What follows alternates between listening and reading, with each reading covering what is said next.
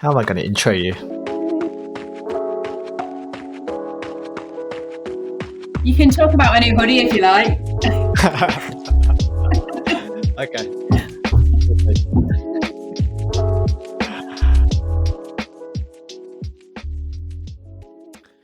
Hi everyone, and welcome to another episode of the WA Running Podcast. I forgot what the podcast was called for a second. As we record on Monday, the 1st of September 2025, this week we recap the little events that happened over East, otherwise known as the Sydney Marathon, along with the Temu Sydney Marathon, the Perth City to Surf that was on the weekend. And since it's been a couple of weeks since we've recorded, we had the Perth 32 as well as the Trailblaze Fun Run to recap as well. Along with some legendary and suspicious behaviour in this week's Weapons of Warp. Across my screen is someone that promised a toilet story, and hopefully we get a toilet story after her shenanigans over at Sydney Marathon. Vici, the metronome Richardson, how are you? That's the first time anyone's called me a metronome.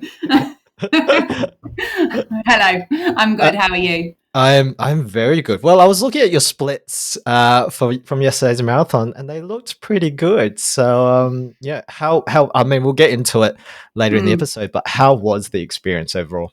Absolutely incredible. Yeah, just amazing. And I had an amazing weekend. Yeah, I've got too many things to say about it, but yeah, we'll get into it. But yeah, it was a really fun weekend. Oh, beautiful.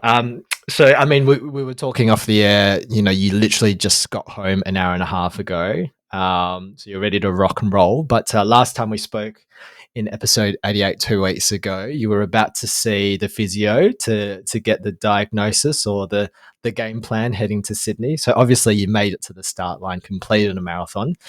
How did that physio appointment go? And did you ignore the physio's advice? Yes, I did. Yeah. So what did the physio say?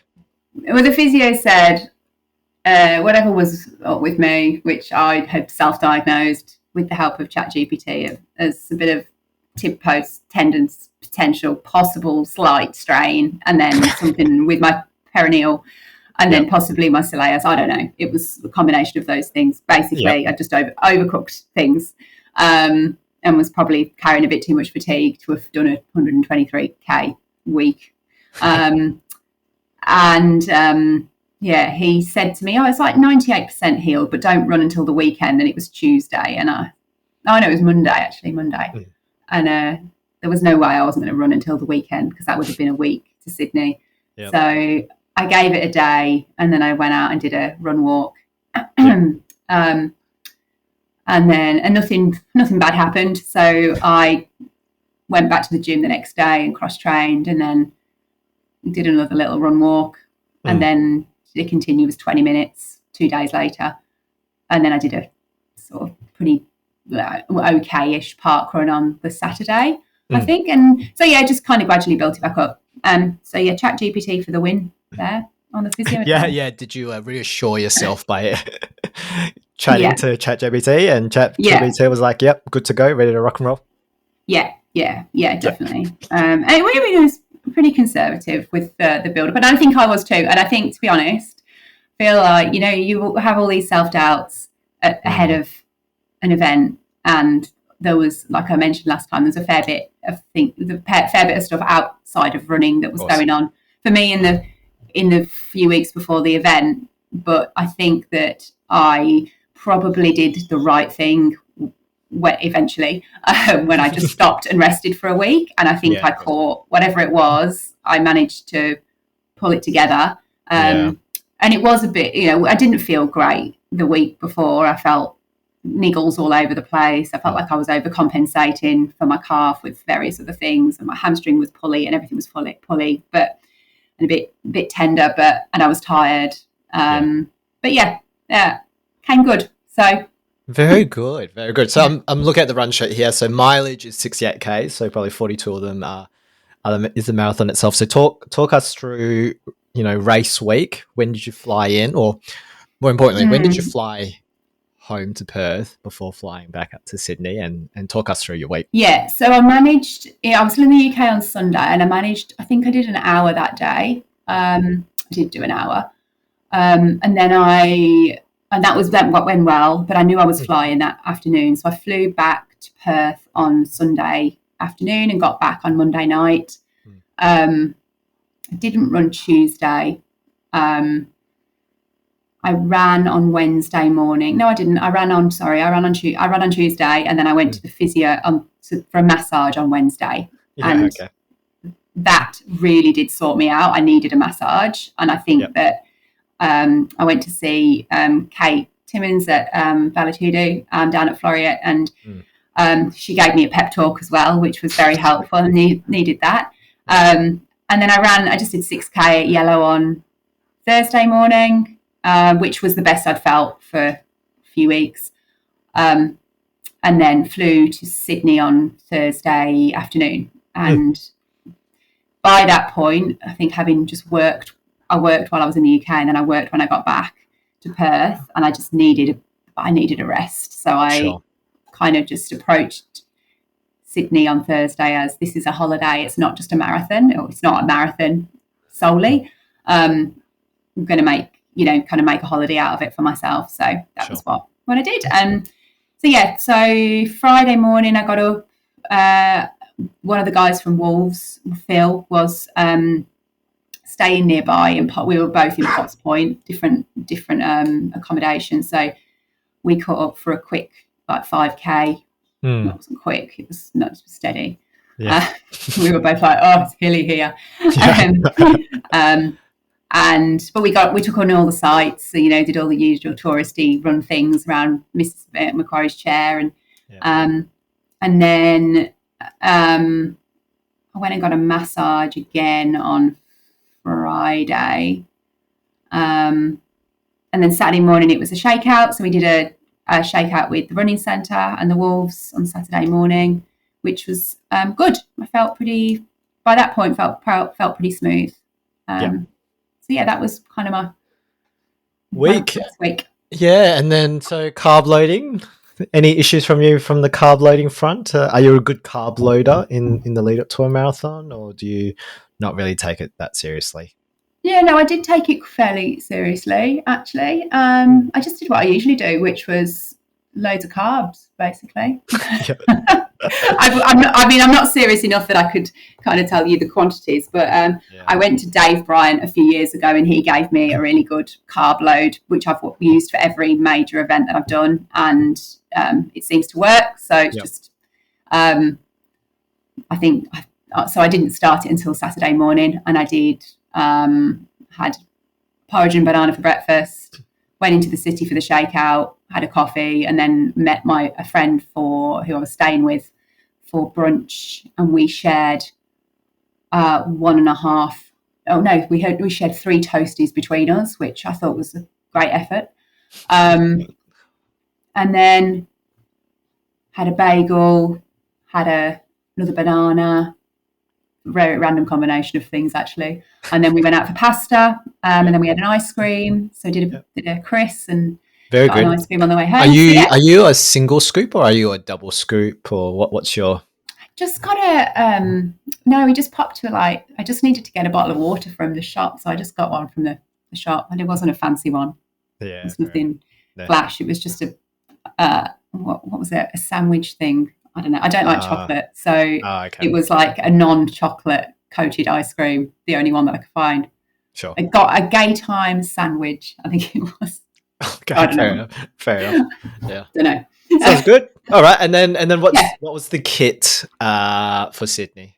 Well, so I carted over to Sydney with me 3 pairs of shoes, and then because I didn't know which to wear, because obviously I was carrying. What were the choices? So I'd got my Adidas Evo SLs, my Boston 12s, and my Pro 3s, and I put a poll in the Wolves chat, WhatsApp chat on Saturday, and got told, it was pretty much unanimous actually, Pro 3s all the way, send it. So which I completely ignored that advice and went with the sensible option, which was the Evo SLs. So didn't listen. And then the usual Wolves kit. Yeah, Wolves kit. The black singlet, and I probably should have worn more clothes. I'll come onto it. but I was cold, really cold, and it took a long time to warm up. But yeah, the kit was pretty standard for me, just wool singlet and Lululemon shorts, and just enough space to fit all the gels in. Very good. That's Excellent. it. Sounds good. All right. Well, I'll get into my training week because I forgot to mention about my training last time we recorded. So, we were talking off the air that I feel like the last couple of weeks I've been in a bit of a funk. And I don't know what it is, whether it's work or just life in general, but just not really motivated to run or wanting to run. And I think in particular the workouts, I can get the easy runs during the week done, but it's when I'm doing the sessions and I'm starting to, I have been struggling with and not pulling it off. But this last week was a good week, even though even the workouts on Tuesdays and Thursdays weren't that great. So, but managed to squeeze 129 Ks for the week, 129.8. So I was very tempted to challenge my 5-year-old daughter to go for a run. Race. She wasn't keen on that, so no, I had to fester on this 0.8 of a K all Sunday night. But key sesh was things are starting to ramp up in terms of the weekend. So I had 3 by 15 minutes, 2-minute floats. And I think the floats have been a bit of a feature this block. So my floats, Tina wants me floating at marathon pace effectively. So it's not really giving myself much of a break. And we're doing the sessions down at the coast. So the rolling hills really, keeps you honest. So been doing that with Bowbridge. So Bowbridge is, I think he's training for Perth Running Festival 10K actually. So he's I've been running with him. Some secret training. Some secret training. So I think he's looking to give the 10K a crack on October 12th. So I've been running with him on Saturdays, which have been really good because everyone else is either training for Sydney or injured, basically. The session on Saturday was good. I usually go really fast at the start and then blow up by the end of it. But Saturday was the first time I nailed a tempo session and negative splitted. So I think I was doing 4-minute Ks for the first rep. Second rep was sort of hovering in the 355s. And then I just full set in the last rep. I think I did like 344s or 345s with a marathon effort float. So that went really well. I think it was. And what direction are you doing that in? Are you doing that from Scarborough? Yeah, so we meet at what's that place called? La Capinina. What's that place? Where the swimming pools are. Yeah. And then I'm heading. And then I'm heading north. So depending on how wussy you're feeling, if you're feeling like a wuss, you go south, and then if you're feeling brave, you go north. I've been going north lately. 3 by 15s takes you to probably just before Hillary's, somewhere around there. Before we turn around and come back. Yep. Yeah. Saturday was a beautiful morning. Felt great. Felt amazing. Felt $1,000,000. And then I've always had City to Surf as the ticket because in the grand scheme of things, the plan was to go sub 3 at Gold Coast and then have a bit of fun at City to Surf. But because I'm in the middle of a redemption story for Melbourne, City to Surf ended up being a long run. So I had 3 hours 15 on the plan. So City to Surf became part of the long run. So 3 hours 15, tried to not get ahead of myself at City to Surf. But then when you're waiting for the start line and you're talking to the guys, you get pretty fucking excited. And when the gun goes off, you full send the first K, and then you realize you're going up the hill to Kings Park. You decide to. Well, I didn't send it in the end, but it was a quicker 12K than what I had planned. So, what part of your run did you do? Did you start the 12K? I parked the car at City Beach. I was waiting for a mate, so I did like half an hour. So I did maybe 5 to 6 Ks, and then once I met up with the guys, did the reverse course basically. So Yeah. I would have done maybe 18, 19 Ks before City to Surf, and then did the 12 Ks, and then did a little bit at the end. Yeah. That's a great way to do a long run, though, to be able to finish under, like, just get that 12K would feel like, I mean, apart from the fact that it's a pretty hilly course. Yeah. It feels good to be in race conditions and have that carry you along. Amazing. Yeah. And I think, even in the race, I felt amazing. Yeah. So I think last year I would have done City to Surf as a full send in maybe 47:30. And that was me possibly rinsing myself. This year I did 48:30-ish. So just a minute slower. Yeah. But feeling $1 million. Yeah, nice. So I think after Saturday session and Sunday, like really feeling really confident, feeling like I'm back in, feeling fit. So we'll see how the next couple of weeks goes, because it's going to be some spicy mileage. So you're what, 4 or 5 weeks post Gold Coast? What's that? 6th of July. 6th of July is just under 2 months since, actually. Okay, yeah. So I think it takes it takes more time than we think it does to recover from a marathon. Yeah. And you know what? You did run that marathon within seconds of what you were targeting to run it in. Basically, so you did rinse yourself in that marathon. It wasn't like you took it easy. Yeah. So you have been recovering for a few weeks, and now you've got 6 weeks to Melbourne. Something like that. Yeah. It's funny, right? Because obviously the disappointment of Gold Coast, I was like, fuck, I need to get back into it and run again. And you're pretty motivated sort of within the first couple of weeks post marathon, but your body's cooked, so you don't want to push yourself. And then when the body is somewhat recovered, you realize that, fuck, I got to train for a marathon now. Yeah. So I think I spent the last 3 weeks just in this lull period of going, not really that motivated. And I think I'm in this weird period, right, of like, what's my game plan going into Melbourne? Because am I going to be conservative and just get sub 3 done? Or do I push myself and go hard again, right? And everyone's saying, just get sub 3 done. But I think that's probably the thing that I'm kind of contemplating right now is, am I really that motivated to try really hard in training, knowing that the goal is just to get sub 3 done, or not? So I'm stuck in two thoughts. But you've got a monkey to get off your back, though, haven't you? So it becomes a barrier. I was stuck at 3 hours 40 for years and years, and I couldn't get past it. And it was this thing that sat with me, and every race I did was at 3:40 in a few seconds, and 3:41 and 3:40 in a few seconds, and it was driving me mad. And then I went and managed to beat that time by quite a bit, but it took so long because I'd got this mental block on it in the end, and you don't want to get to a point. We were chatting about this at the weekend. Actually, he's one of the guys in Wolves, Jared. He was on 3:26, and his last 3 marathons had all been 3:26. Right. He ran 3:22 at Sydney, which he was absolutely over the moon with. But Amazing. He was like, I've got this block. I can't get past it. Yeah.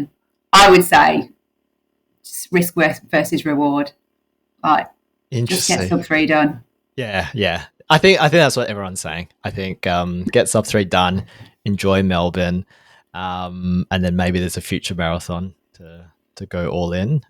Linda's not going to like that, but because I've told her, maybe after Melbourne we're probably done with marathons, but maybe there's probably not. Come. Yeah.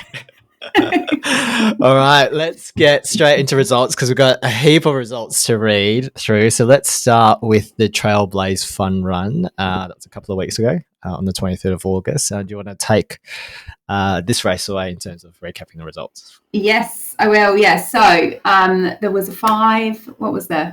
A 5, a 6.5, and an 11K. So Charles Bosveld, who is friend of the show and friend of mine, Charles's week recap was perfect weather for it. Everything went really smoothly. Aaron Young featured, which was perfect training for him with his upcoming FKT attempt.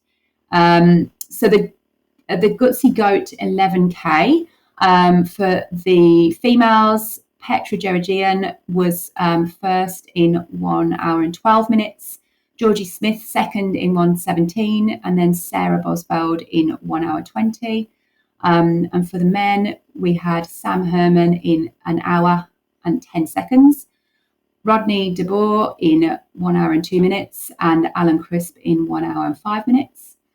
Then the Dingo Dash, which was the 6.5K. We had, I'm going to not say this name right, I don't think, but Greth De Veers. Yeah, let's go with that. Grethe De Veers in 46:20. Second was Charlotte Steenhoff in 50. Oh, actually, second and third. Charlotte Steenhoff and Zara van der Laan were both the exact same time of 50 minutes and 9 seconds. And then for the men, we had first place Declan Gunning in 34:44.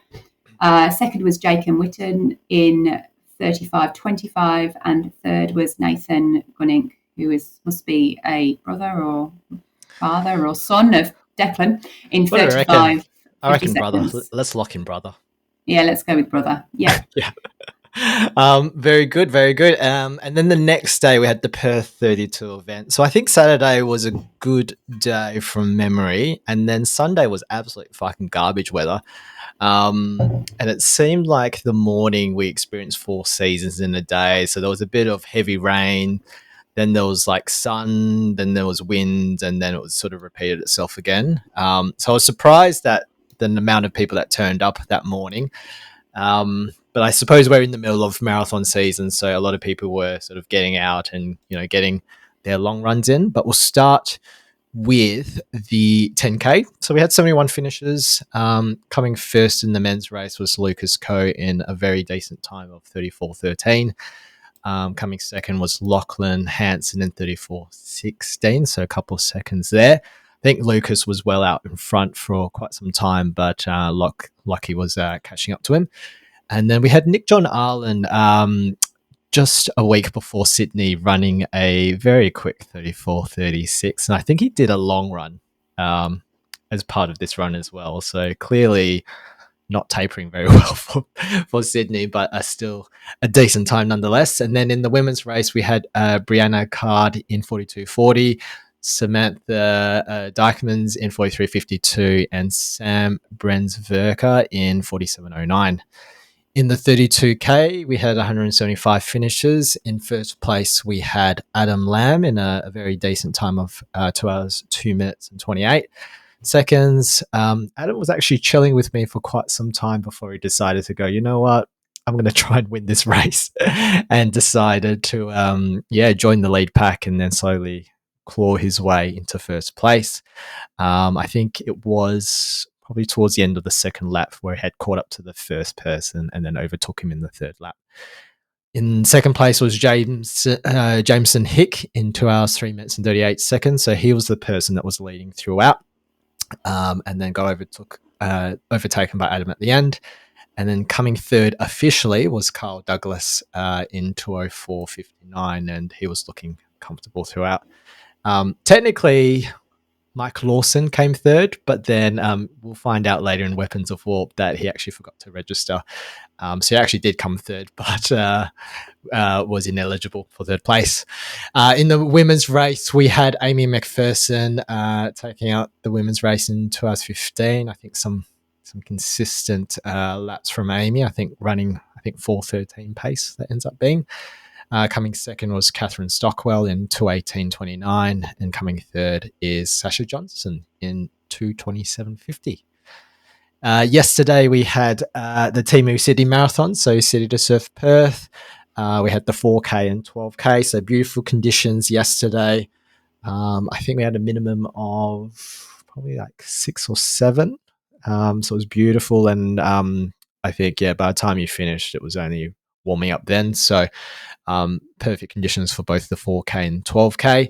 We'll start with the 4K. The men's race was taken out by Max Shervo in 12 minutes 21, just edging out Jonah Hanakiri in 12 minutes and 26 seconds. and Darren Fernandez in 13:06. In the women's race, that was taken up by Leah Allen in 14:11. Coming second was Sarah Hines in 14:27, and Kate James coming third in 15:03. In the 12K, we got back-to-back wins for Dan Canala in 37:56, just edging out Luke Bates in 38 minutes. And coming third is Carlos Boss Aquino in 38 minutes 28. I think Luke Bates was leading throughout, and then Dan was just sitting, and then just smoked Luke in the end to get the win. In the women's race, we had Lauren Ramsden take out the win in 43:29, Amy Buckingham in 43:38, and Vivian Barley coming third in 45:28.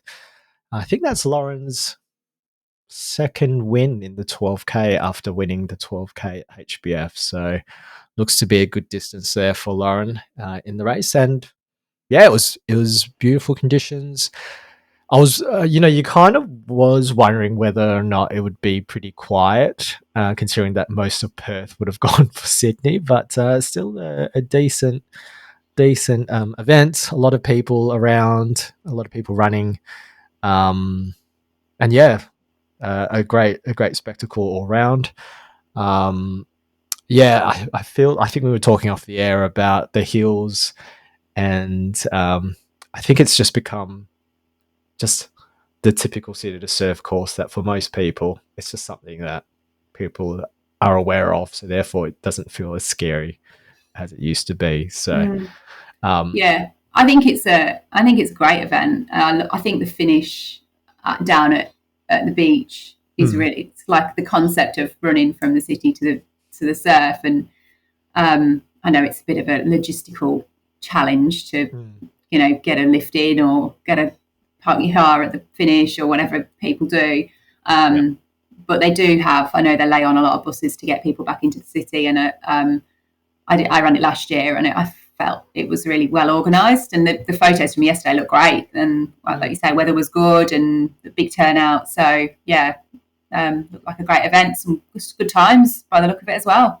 Yeah, I think the course record is somewhere in the sort of 35 or 34 minutes, which is pretty spicy for a hilly course like City to Surf. But so you kind of thought that maybe the course record was at stake, but still some decent times across the board. I did this as part of my long run, and I found myself sort of in no man's land for quite a bit, because some of the faster runners probably maybe going out at 4-minute Ks started to push on. So it's kind of in the middle of nowhere. But then Charlotte Pickering was right behind me. I noticed, so I kind of, it was just her and I sort of holding that pace, 4-minute K pace for the most part. And you could tell that she did a bit of track, because the last K, where it's a big downhill, I think she did a 3:32 or 3:30 last K down that hill. So she was in the hurt locker. Yeah, so she was in the hurt locker. Like, I could hear her being in a lot of pain going up the hills. But just full sent the downhill, and it was a good finish. I think she got a 30-second PB. So congrats, Charlotte, there. Did you say that you had a couple of shout outs for City to Surf? I can't remember. I did. I had a shout out for the 4K. My good friend Hayley from the Wolves, she was 6th female in the 4K. Nice. And she is, I think the 4K, you're up against some very quick young runners. So she had a great run, and she's beautiful. Definitely got a bit of speed in her legs. So beautiful. Congrats. All right, well, let's get straight into Sydney Marathon. So in the pointy end, there's some tough names to read. So I think it's all about confidence when it comes to reading these names. So I'm going to say that Halle Mariam Kiros Kebedu, the 28-year-old, took out the overall win in 2:06:06, setting a new course record by 12 seconds and securing his first ever win at a major. Coming second was a young 20-year-old Ethiopian Adesu Gobina Aga in 2:06:16. And coming third, this is going to be a hard one to read, Tabelo Ramakongoana from Lesotho Yeah, Nailed it. Easy. It's all confidence. In 2:06:47. So all three would have broken the course record. So some quick times for what people tout as a difficult hilly course, but to be able to run 2:06 for the top three is remarkable. Looking at the sort of highlight coverage, it looked like the move was made around the 36K mark. With the group of 7 pulled away, and then Kyrgios making his final move in the last K to take the win. All eyes were on Kipchoge, who was part of the lead group, but then faded after the 31K, still finishing in a respectable 2:08:31. In the women's race, we had what we found out was a self-confessed tub girl in Safan Hassan breaking the women's course record in a respectable time of 2:18:22. Breaking the women's course record by 3 minutes, adding the Sydney title to her wins at the Olympics, the 2023 London and Chicago. Second was former world record holder Bridget Kosgei in 2:18:56, so just 34 seconds behind Hassan, with Hassan making a move at the 40K mark to take the win. And then defending champ Workinsesh Adisa of Ethiopia coming in third at a time of 2:22:15. In terms of the Aussie national champs, Haftu Strinsos took out the men's race in 2:11:27, ahead of Tom DeCanto and Brett Robinson, and then Leanne Pompiani coming first in the women's race in 2:24:47 in front of a championship specialist Jess Stenson, and then Lisa Whiteman coming third. In terms of WA runs, did you want to just cover some of the notable runs in the women's and men's races? I can. Kate Baker, actually a few of these from actually all of them from Team Tina. So Kate Baker, 6th Australian women in a time of 2 hours and 42 minutes. That's the 14th female in a world major. Kate has given us a little bit of input here and says that she had gone out with the 2:40 pace group, but felt it was a little bit hot. And I think so. She's mentioned the 20 to 30K mark feeling a little bit like it was maybe got a bit tough, and that was down Anzac Parade, which was a long out and back for anyone that knows the course or ran there. And I can completely see how you could kind of be a bit feel like you're maybe on your own, and and particularly at that, running at that pace.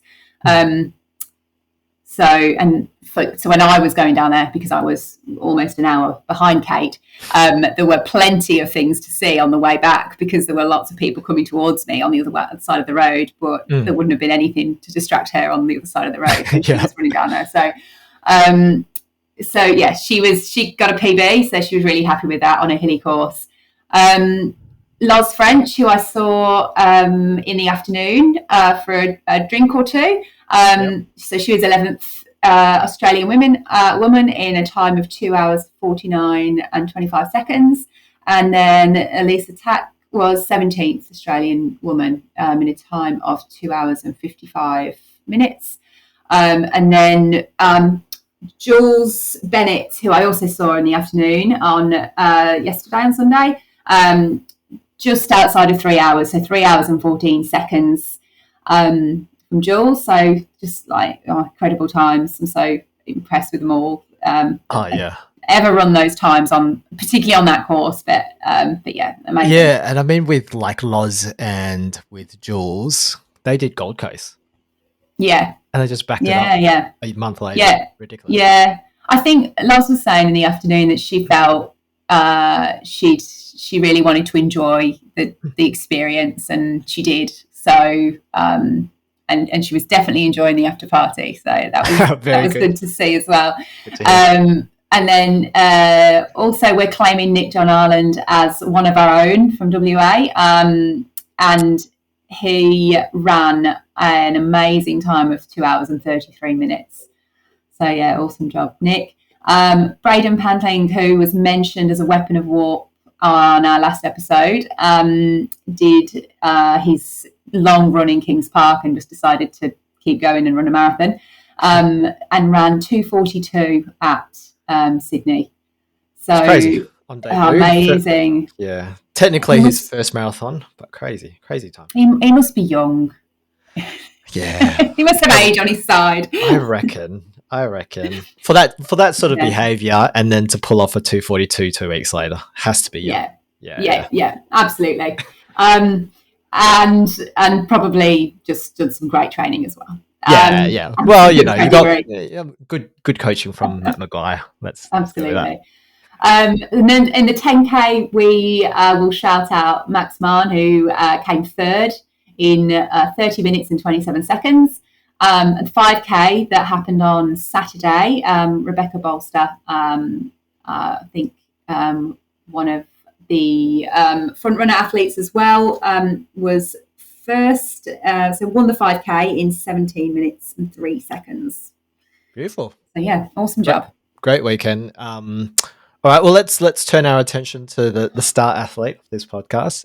So how's the race for you? Well, let's start race morning in terms of, getting to the start line, and then let's get through the race as well.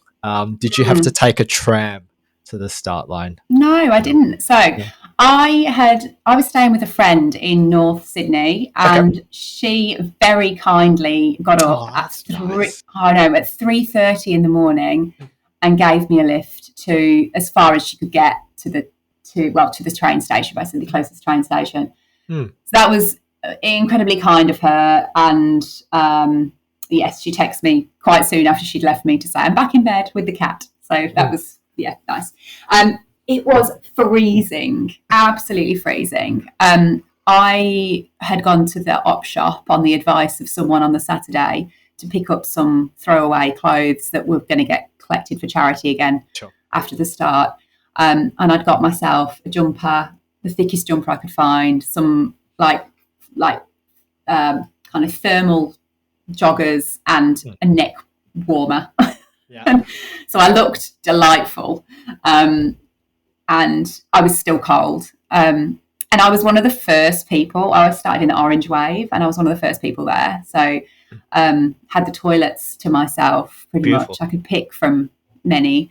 So I did use the facilities, and then I promptly got back in the queue to use them again because I knew I would need to go again before I got in the pen to start.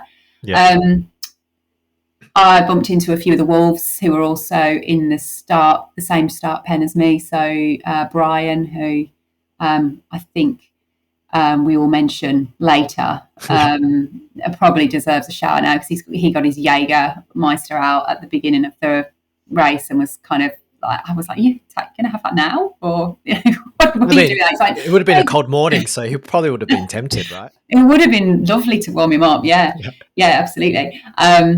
But he told me that he was going to only crack it if things went bad early on. So I think it did stay intact until the end. So there was myself, Bryan, and Maha, also from the Wolves. We all started together, which was great. The start was actually really smooth for us, or for me anyway, but I know that other people didn't have such a pleasant start line experience. I think it was quite difficult to get into the start areas for some. And when we got into the pen, we got going pretty quickly. But by the time we started, because it was a bit delayed, I think we were meant to start at 6:31, and we definitely didn't get going until at least 6:45, I would say. Right. We went over the start line, and we actually said to each other, is this the start line? Because it was so underwhelming. Really? I'm not sure whether anyone else will share this sentiment, but this is the only thing I will say about the Sydney Marathon that was a negative. I thought the start line was pretty rubbish. How so though? Was it just like a what do you call it? I'm trying to think of the words to describe it. There were two cardboard. Well, I don't know, the cardboard. There were two like podiums either side of the road. There was nothing over the top. Yeah. And we looked at each other and went, this is the map. We better start our watches. It was like that. Really? Underwhelming. Yeah. None of this HBF run for a reason screen over the top. Yeah, well, I wasn't going to say anything, but it was no HBF digital arch with the DJ on the top. No. Yeah. So I do think they need to up their game on the start line. from that point on, it was quickly forgotten because Okay. within a couple of Ks, we were at the bridge, and just like all was forgiven. But I think that the one thing for me was I was so cold for so much of the race. I don't know why. My teeth were chattering. I was actually like dithering for the first few Ks. Yeah, I just couldn't warm up at all. And so we got going, and the bridge was incredible. I took video. I got my phone out, took video, and my plan was I'd kind of gone in with it. I'm going to walk it. I was being very conservative with what I was going to do, because I was like, I'm not sure how this is going to go. I'm not sure how things are going to hold up. They didn't feel great. And I chatted to Tina the day before and kind of decided that, and she suggested, look, if you feel good, don't force yourself to walk. If you're feeling okay, run comfortably and then see how it goes. So that's what I did. And it did seem to keep going okay. So I carried on running. So the bridge was amazing, just stunning. And the weather was beautiful. The sky was blue, as everyone will have seen on the photos and the videos.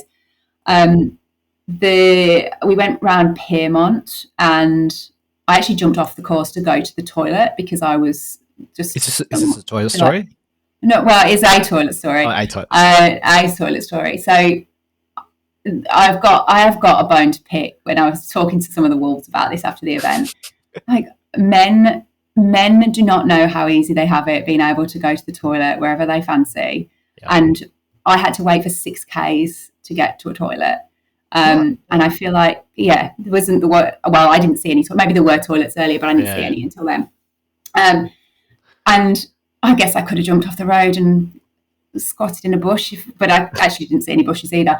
And I just think it's a bit unfair. I feel like they need to arm women with shiwis and just let us do the same as men if we so wish.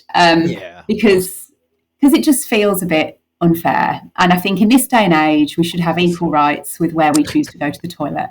Yeah, because I remember at Gold Coast, they have like these weird urinal things for men. Yeah.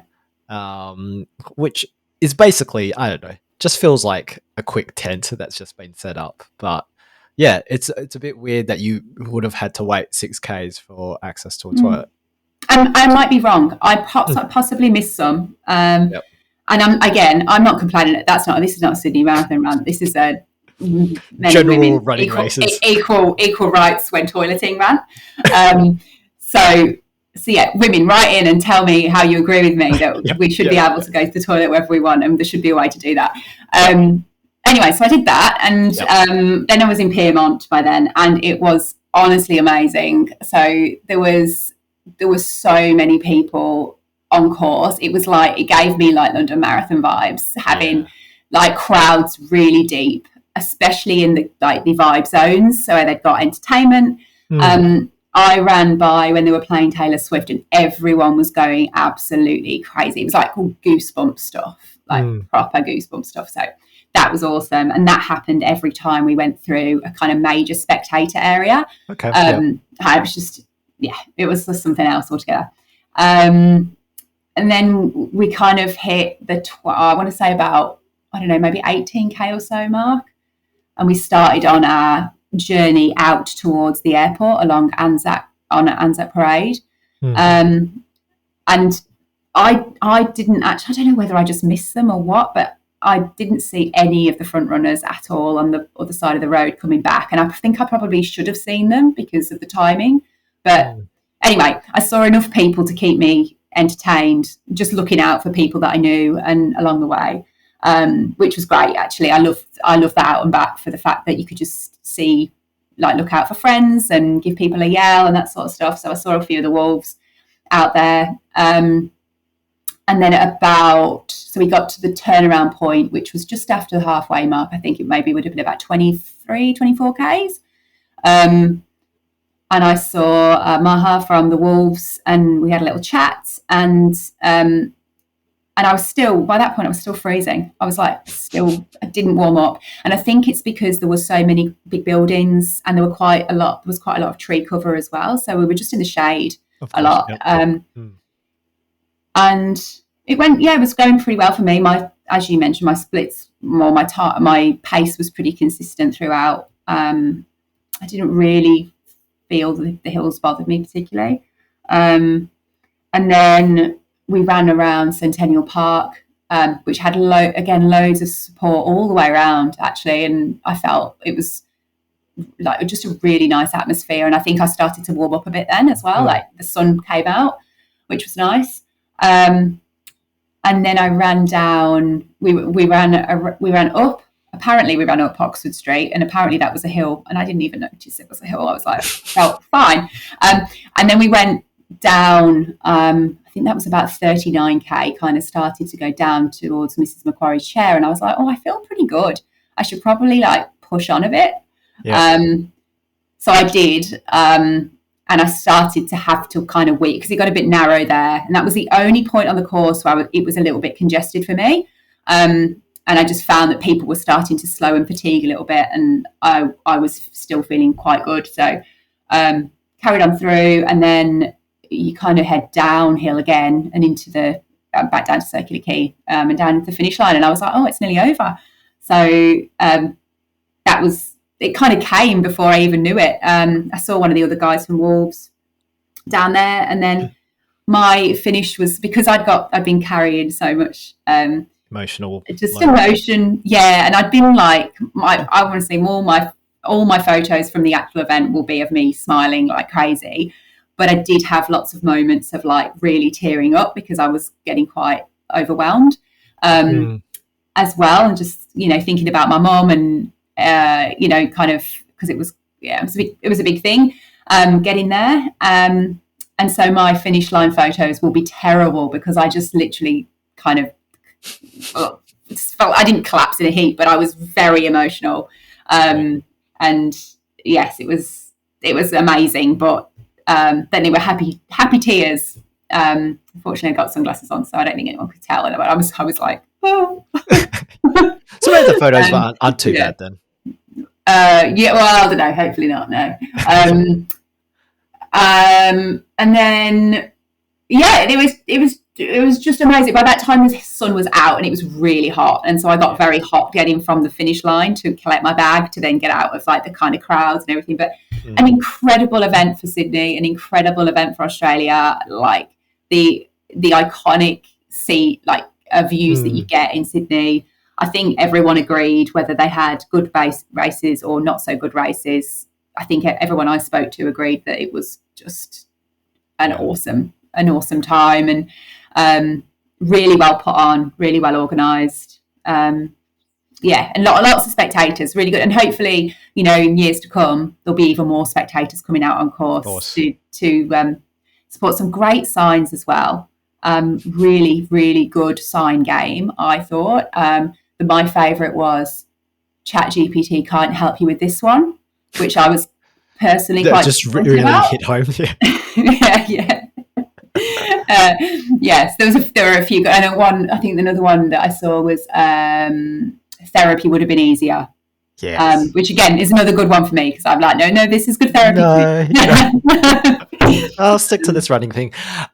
Good. Yeah. All right. And then more importantly, so obviously you're part of the Wolves gang, and then you're also Team Tina. So what was the after party like for you?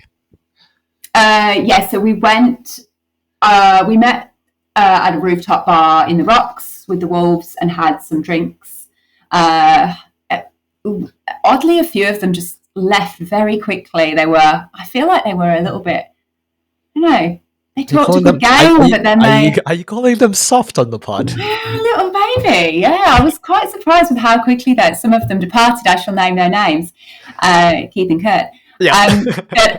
But yeah, no, Keith definitely had family commitments to get back to, so I know that he was off and doing things with the family in the afternoon, which is absolutely fair enough. And they both had run incredible times as well. Both of them absolutely smashed their PBs.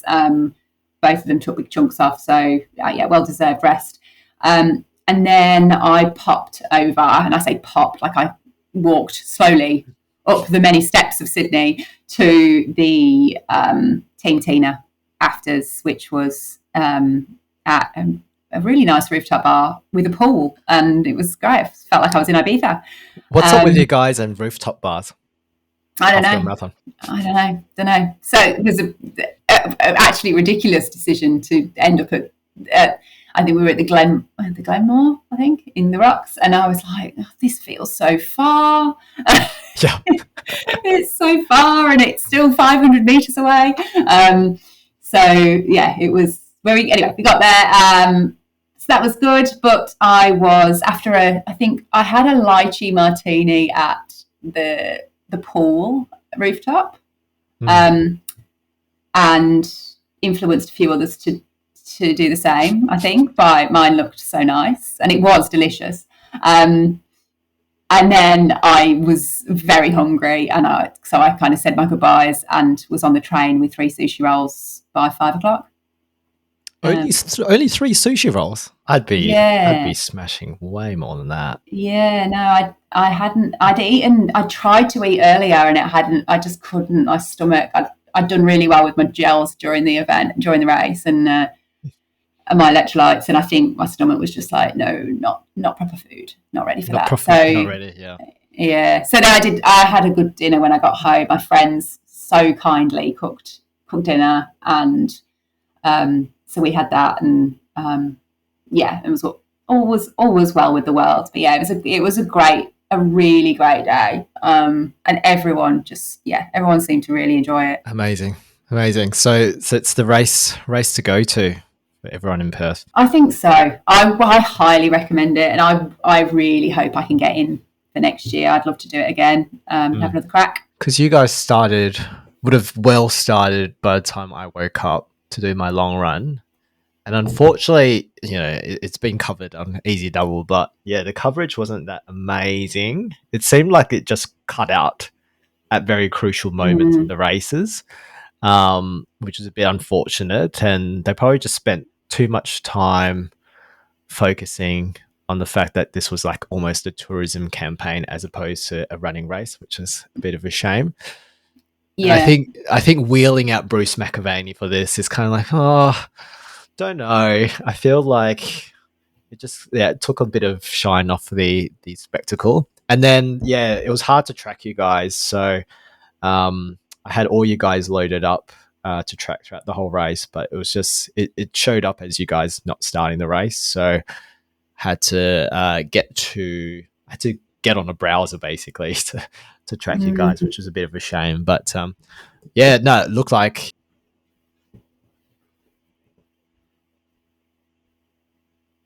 a lot of FOMO, that's for sure. Did they have a finish line camera? I don't know, actually. I haven't checked after the fact. I think there might have been, because I've seen people post some screenshots of a finishing line. So I was going to say, because at London, they have you can go on to different, with the London Marathon coverage. I'm not sure whether it's the same here, but certainly in the UK, and it should be the same. They should do the same for the major in this country.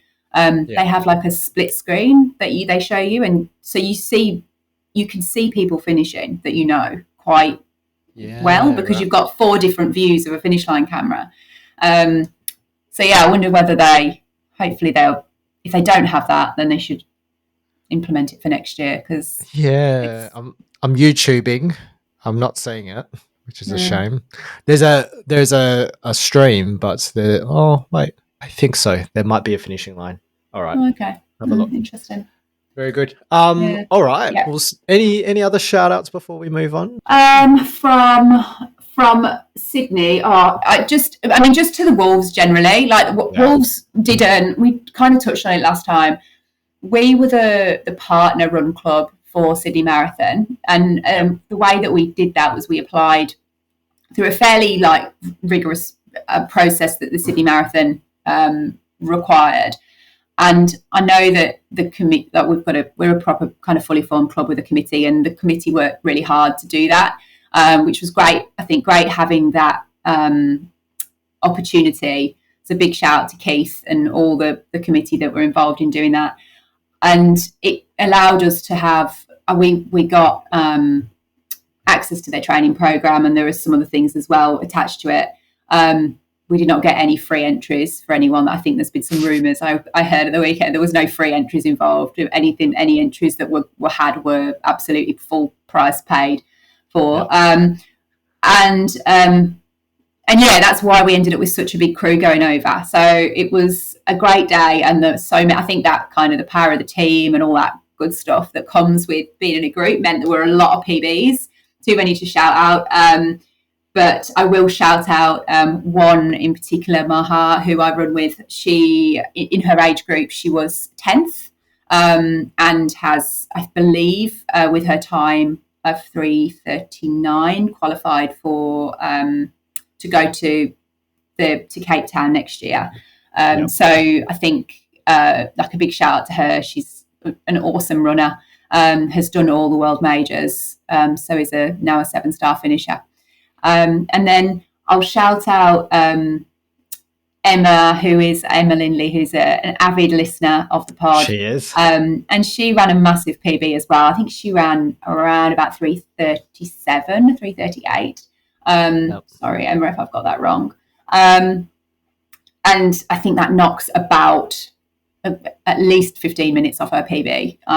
And there were lots like that, like lots of people that went over and just had epic races. And on a hilly course, like I think if you give them a flat course, you take another few minutes off that. So of course, yep. Some really, really good performances. And you were sort of saying, like, because you're training, you were doing heaps of hills as part of your sessions anyway, right? So I suppose like when it came to the actual race itself, the hills weren't that significant in the grand scheme of things because you trained for it, right?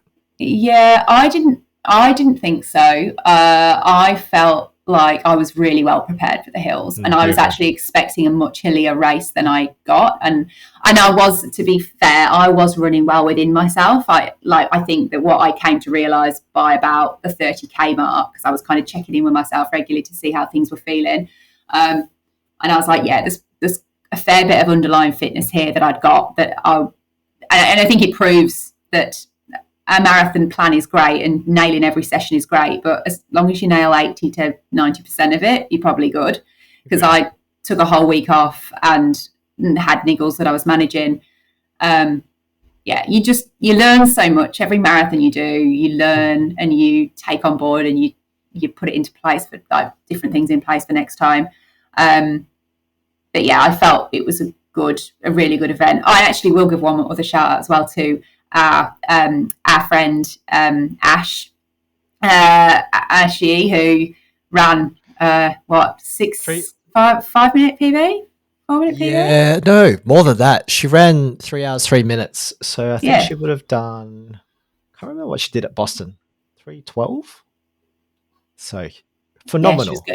Yeah. So good. And a lot of people, including her, had quite disrupted travel journeys as well. So I know that her flight got cancelled on Friday and she ended up getting into Sydney on the red eye on Saturday morning. And I know that was quite difficult for her to deal with, and there were others that were in the same position. So, and she'd absolutely nailed the hills in her training and doing her mountain loops around Osmond Park. So, yeah, it all paid off, which is great. Yeah, hills do pay the bills, and I think I've got to watch my back because I feel like she's going to go sub-3 very soon, no doubt about it. So, no, congrats, Ash. I guess while we've mentioned Ash, I might as well mention Zane because we're in the same chat together.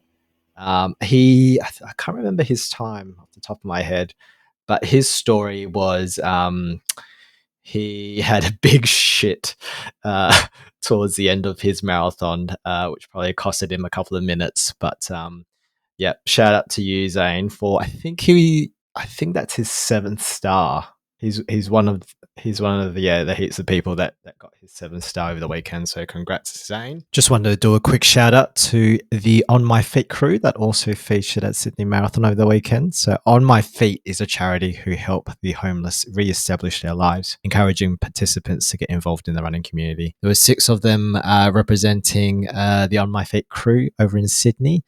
We had Connor, who ran a 3:06:43.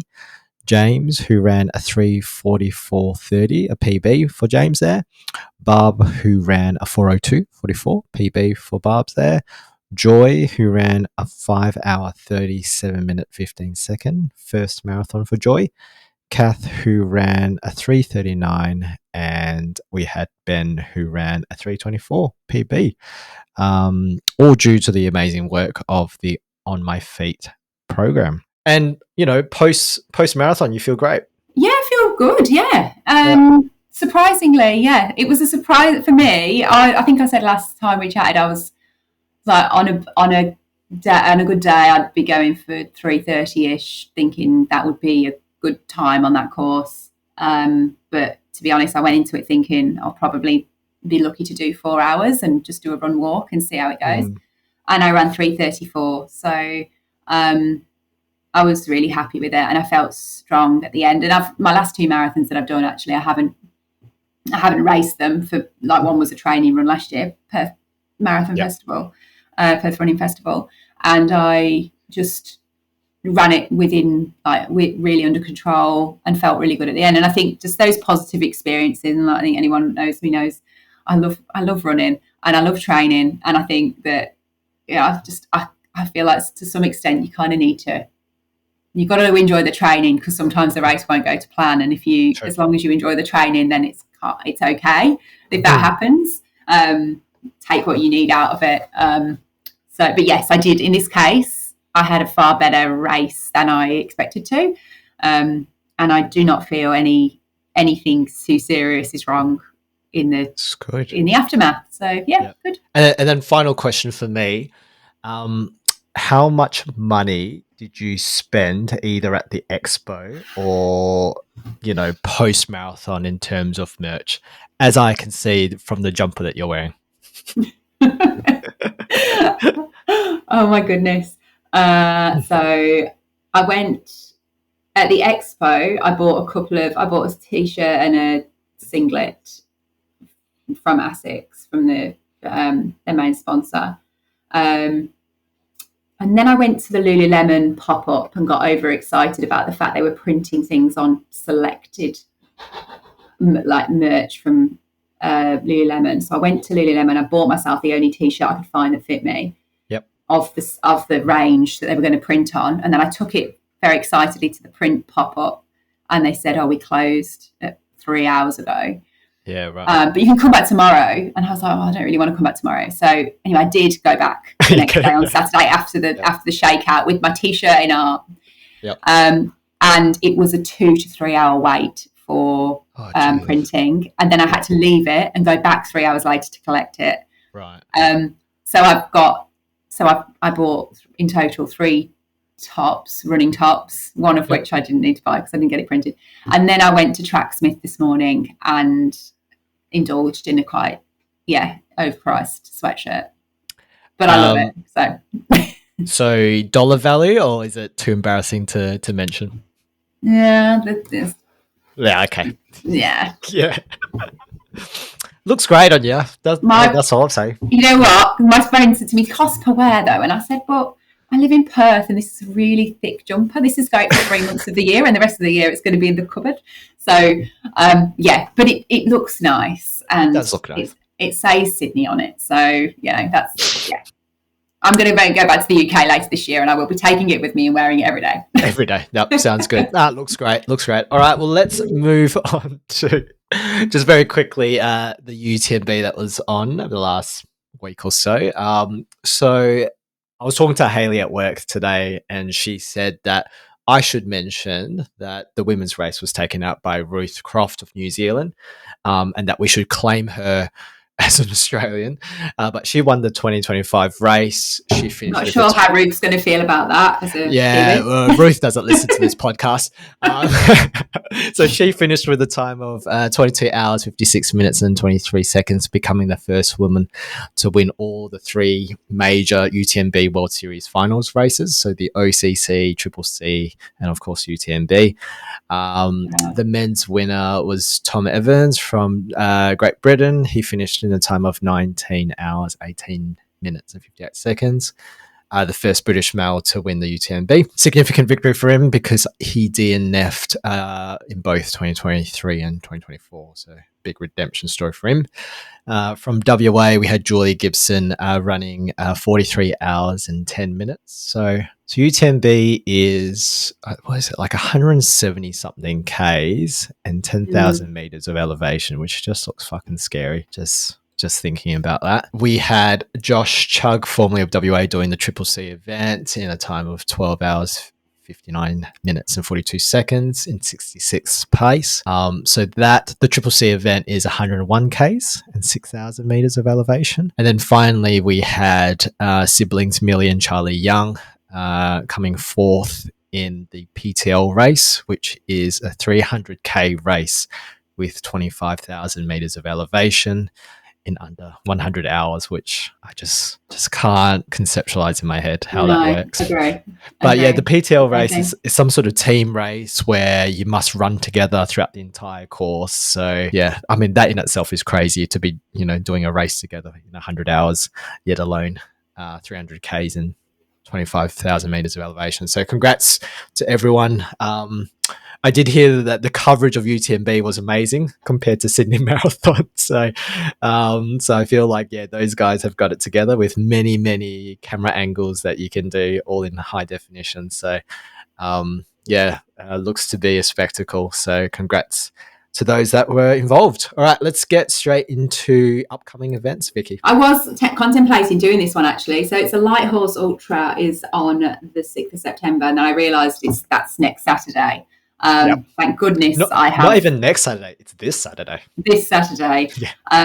But it's the good thing is I have volunteer duties at Parkrun, so I can't do it. So it is a bit close. So there's a 3, a 6, a 12 and a 24-hour option. I am assuming that entries will be open for another couple of days yet. Let's say yes. Yeah, I would say so. Yeah, great event. I've never done it, and I really want to give it a crack one year. So hopefully, perhaps next year will be the year. And Coach Makat is running that one in the lead up to his bib track FKT. Is that what it is? He's doing We then have on Sunday, this Sunday, the 7th, the Women's Classic, where there is a 5 and a 10K option available. That's down at the WAMC club rooms. Down south in a couple of weeks' time on the 13th, Saturday the 13th, there is the Collie River Ultra, a 50K, an 80K relay and a 100K solo. So I'd say if you're not already entered in that one and if you haven't trained for it, probably not time to get ready now. But if you've got K's in your legs, perhaps. The Mighty Jarrah Trail Run is also on the same day, down in Dwellingup, and that is a 6, a 12 and a half marathon distance. And then on Sunday, the 14th September, is the Bibra Lake Fun Run, which is I didn't write the distance for that one. Is that a 4, a 6 and a 10 or something like that, I think? Or let's go with that. 4, 6 and 10. Yeah, no one pays attention. The Yellow Crew have been talking about that one a bit actually, so I should know. Okay. But after my last experience at Bibra Lake, I'm not interested. Can't run around that lake anymore. The Sunset Coast Marathon and Run Festival is on the same day, Sunday the 14th September, which is at Tom Simpson Park in Mullaloo. And then we have the Coldjunna Spring To It Fun Run, which is a 5 and a 10K on the 21st of September. And then the Denmark Half Marathon is the following week, taking us right up to the end of September. That's a long weekend. Denmark. So, if you're going down south. Very good. Yeah, all right. Well, in Warp Admin, we've got our Warp New Balance Bix Community Run this coming Wednesday with the guys from the running centre. So we're meeting up at 5:30 for a 5:45 start. I have acknowledged the complaints we've received about those that participate and running with the 10K group who seems to go out at 4:30 pace. So that complaint is acknowledged and we will take that into consideration. Not my fault. I'll blame Max for that. So it would be good to see you guys there. We've got a shoe wear test. We've got Bix, boost drinks, and I think Raph was messaging me before about free gels to give away.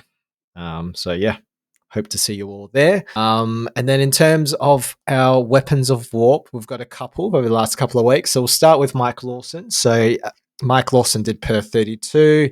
He's training for Melbourne Marathon. I was chatting to him before the race and he was saying, it would be good to do marathon efforts just to test his legs in the lead up to Melbourne Marathon, that he was looking forward to Perth 32 for quite some time. Did really well, came third, only to realise that he actually didn't register to Perth 32 at all, and didn't get third place even though he finished third. So foot's been playing up. It looks like he's still running pretty well, so all the best, Mike, in the lead up to Melbourne. But how did he do it and not did he have a bib? Or he's it's like one of those marathon club events where you just wear the marathon club. So he wore his cloth bib, yeah, and then he hadn't actually. Oh, okay, got you. Yeah, which is fine. Yeah, understandable. So, easy mistake to make. A very easy mistake to make. I don't know what you win coming third in Perth 32, anyways. The glory. Possibly. Yeah. Oh well. We had Phil Gore. Usually we mention Phil Gore, for his crazy shit of, backyard ultras and, maybe his 60K runs. But this week, and I think he went viral with this because I saw this posted in like the Bell Tower Times Facebook page. But he decided to be an artist over the last couple of weeks, not doing the classic cock and balls, but spelling the word penis in bubble writing. So look, congrats, Phil, for not only flexing your world backyard ultra record, but flexing your massive penis drawing. So congrats, Phil. Best of luck to Big's Big Yard Ultra. I don't know when that is. That must be soon. But good luck, Phil. We mentioned Bryan Bourke earlier in the pod. His Sydney Marathon flat lay consisted of a travel size bowl of Jaeger, and decided to carry that bowl of Jaeger throughout the whole course without drinking it. So did he eventually drink it? Any idea? Yeah, he drank it at the finish. Oh, yeah, I mean, honestly, it would have warmed him up at the start if he'd have opened it. That might have helped both of us, to be honest. But yeah, he did say to me that he was going to only drink it if things got bad on course. So they obviously didn't, and he ran a great time as well. I think he ran 3:20 for a PB. So great time. Would have been a very warm bottle of Jaeger though, after 3.5 hours in your half tights, whatever you were wearing. Yeah, it would have been disgusting. Yeah, lovely. And then finally, our final weapon of warp is Casual Runners podcast's own Hayden McGregor, with doing some weasel work, weaseling his way into Sydney, not telling anyone about it, and then posting on social media morning of the race to say, hey guys, I'm doing Sydney Marathon. So congrats, Hayden, not only from, in terms of doing Sydney Marathon, but I heard, I don't know if this is true, Zane mentioned this to me, but apparently he set up a separate Strava account just so that he could train for this marathon so that no one would know about it, and then rock up to the race. And I was listening to the Casual Runners podcast last week, and he mentioned something about, this weekend I'm just going down south with Sophia and baby Felix. And turns out he bloody travelled to Sydney for this race. So casual kudos, Hayden. That was very impressive stuff. That is impressive. And commitment to the cause of not letting on that he was doing it. Exactly.